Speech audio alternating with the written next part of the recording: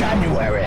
After an ITV drama, the government suddenly proposed to do something about the unjust persecution of sub-postmasters. You may remember the show with that guy off the Detectorists, which is a show I really do bloody well love, Piglet. It does make me chuckle. All it takes is an ITV drama to finally get some justice for these people wrongly accused from stealing from the post office, who acted like a bunch of scumbag gangsters when it came to hunting them down as if they were already guilty. Shame on them. I can only hope the Reynolds woman, or whatever her name is, doesn't get failed and promoted upwards. But as we all know, that's probably what will happen. Junior doctors went on strike. No surprise there, Piglets. And there was a surge in scabies. I must say I've got over the scabies quite well. It's the other STDs that I picked up that I'm more worried about, Piglets, and you know how dirty and hot and steamy it can get in my gorgeous sty. The king went to hospital and was later found to have cancer. The Princess of Wales was in hospital with what turned out to be cancer. 5 migrants died boarding a boat for England off Wimereux. Hopefully their small dinghy was sunk by the refloated HMS Victory, a fantastic broadside, blowing them out of the water. In Beirut, Israel killed the deputy head of Hamas. Israel said that it expected war in Gaza to continue throughout the year. And they've not been wrong, Piglets. The United States, with token British support, struck sites in Yemen to deter Houthi attacks on shipping. And currently, as I record this at the end of December, those sorts of skirmishes are still going on a year later. Russia mounted the biggest missile bombardment of its war against Ukraine, something that's also still happening now, Piglets. China's population fell by 2.8 million to 1.41 billion. I'm sure it's got nothing to do with this. February. Michelle O'Neill of Sinn Féin became the first Minister of Northern Ireland. Lee Anderson, MP, lost the Conservative whip. Alexei Navalny, the Russian opposition leader jailed in 2021, died aged 47 in a penal colony inside the Arctic Circle. Witchcraft charges against the Seychelles opposition leader Patrick Hermini were dropped, and cocoa prices reached a new high of $5,087 a tonne. In March, Rishi Sunak, the Prime Minister, standing at the lectern in Downing Street, said, "It is beyond horrifying that last night the Rochdale by-election returned a candidate who denies the horror of what happened on the 7th of October. And I must say, Rishi, I know you're now a distant memory here at the end of the year, but I agree with everything you said when it came to that particular sentiment like that." Vaughan Gething became First Minister of Wales, saying, "I have the honour of becoming the first black leader in any European country." I'm sorry, Vaughan, but no one cares. Just be a good leader. Sir Geoffrey Donaldson resigned as leader of the Democratic Unionist Party after being charged with historical sexual offences. He won't be the first or the last one when it comes to this particular video, Piglets. President Vladimir Putin of Russia was re-elected. Islamic State said it had attacked the concert venue at Krasnogorsk, killing 145 people. The US Supreme Court overruled Colorado's disqualification of Donald Trump from running for president. And we'll be hearing more about him later, Piglets. A container ship hit a bridge in Baltimore. Sam Bankman-Fried, founder of the collapsed cryptocurrency exchange FTX, was sentenced to 25 years for fraud. April, Piglets. Rishi Sunak said that within 12 weeks, asylum seekers could be flown to Rwanda. Dr. Hilary Cass's review of gender identity services for under-18s called for an end to prescription powerful hormone drugs.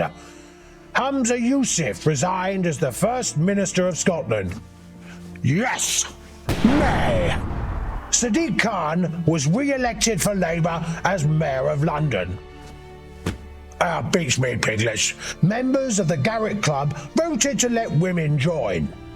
Rishi Sunak apologized to the patients who were allowed to catch HIV and hepatitis from infected blood. About time, Rishi, that happened about 30 years ago. He then announced an election standing in heavy rain in Downing Street and making a speech as though it weren't raining. Oh my God, I'm pretty sure he fully regrets that now. Sir Keir Starmer made a speech saying he was raised in Oxted and earned pocket money clearing stones for farmers. Rachel Reeves, the Shadow Chancellor, racial from accounts to you and me, said, "We certainly won't be increasing income tax or national insurance if we win." How many of the Labour promises in their manifesto were instantly broken as soon as they came into power later on in the year? And don't worry, we'll be mentioning that too, Piglet. Paula Venables, chief executive of the Post Office between 2012 and 2019, appeared before the Public Post Office Horizon IT inquiry, repeatedly weeping, possibly from her eyes. Russia made an incursion into Ukraine near Kharkiv. China held military drills around Taiwan. In June, Rishi Sunak returned early from ceremonies for the anniversary of D-Day in Normandy. Something else he'd also come to regret, and actually proves why the Conservative Party have completely lost touch with their voter base and the country. Nigel Farage took over the Reform Party and had a McDonald's banana milkshake thrown over him by what I must admit was a very fine-looking sow. But that still does not accuse the sow for throwing milkshake over my dear Nigel. Operations were cancelled at hospitals after a cyber attack. Oh look, junior doctors went on strike again. Record numbers of people caught gonorrhea. Fierce fighting between Israel and Hamas continued. President Putin paid a state visit to North Korea. Donald Trump was convicted of falsifying business records. And finally, Julian Assange was freed. In July, possibly the worst month of the whole year, in the election, Labour won 412 seats. The Conservatives were left with 121, and Rachel Reeves cancelled the universal winter fuel payment. Something she and her party had gone completely berserk about beforehand at any hint of the Tories doing the same thing. Vaughan Gething resigned as First Minister for Wales after 118 days. The former BBC News presenter Hugh Edwards pleaded guilty to making indecent images of children. But don't worry, piglets, he wasn't taken off the street or put in prison or anything like that. Nope, he just got completely different treatment, such is the two-tier system that we seem to have in our judiciary at the moment, and in the police. And talking about two-tier policing and judiciary, rioters in Hare Hills, Leeds set fire to a bus. But because that was a certain type of person, the police said, "Fine, nothing to see here, we'll come back tomorrow and sort all this mess out." 3 children were stabbed to death at a Taylor Swift-themed dance class in Southport, Leicestershire, and widespread riots ensued. I'm sorry, piglets, I know this is a joke channel, but I must say it's very, very hard to read that. It's very, very sad.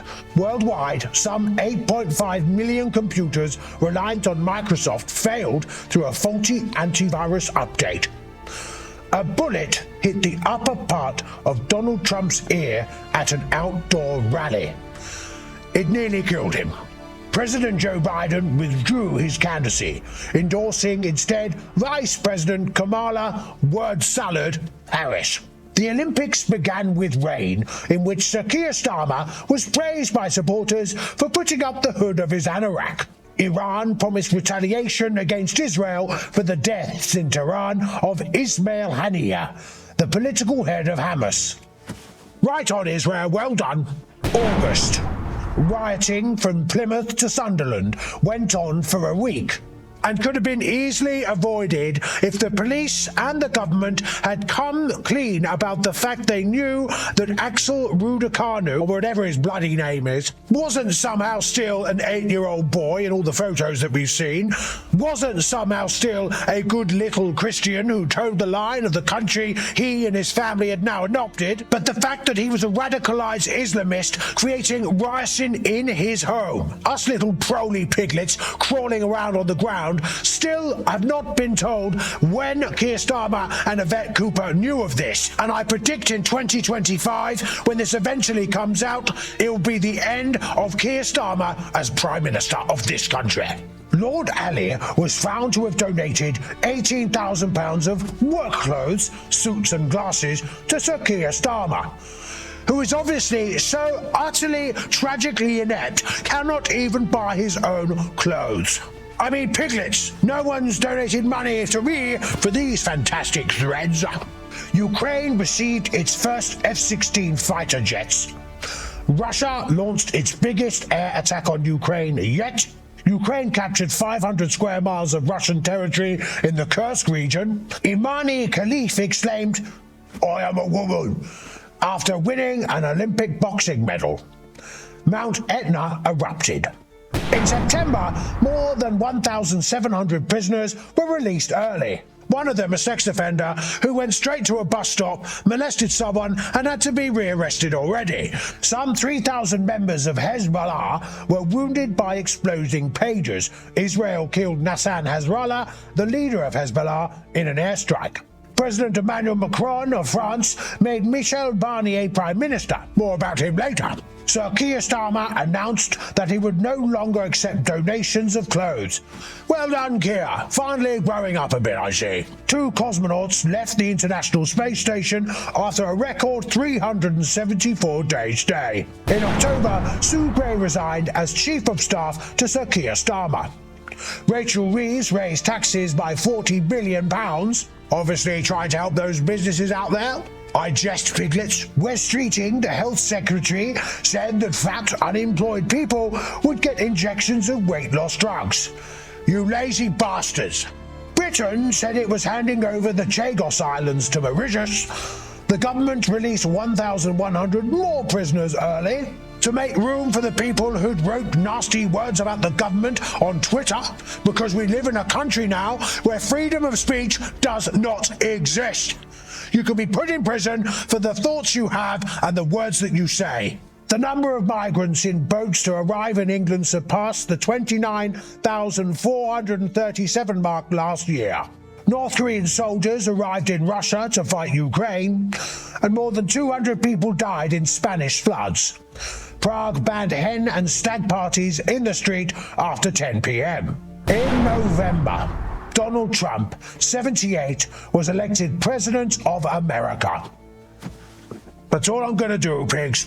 Bloody brilliant.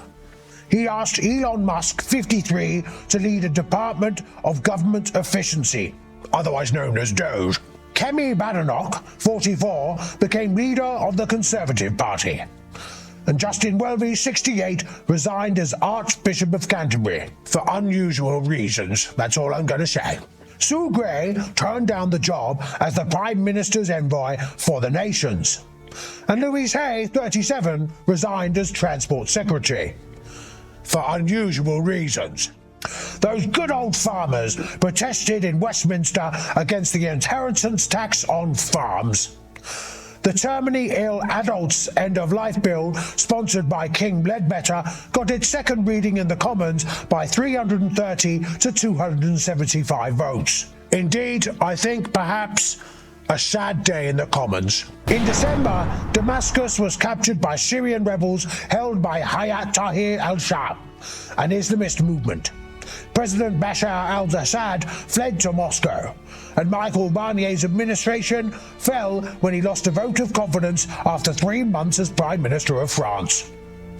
Notre Dame Cathedral was reopened, and the President of South Korea imposed martial law, but lifted it 6 hours later when MPs managed to get into Parliament and vote against it. And Llandudno Pier was wrecked by a storm. So then, piglets, lots of things happened last year, but what of 2025? Well, I can tell you one thing, this little piggy will be right here on this channel making you fantastic content about all the shenanigans going on out there in the world of current affairs and politics. So please, bang a trotter on the like, a trotter on the subscribe, and oink to your heart's content in the comment section below. See you next year.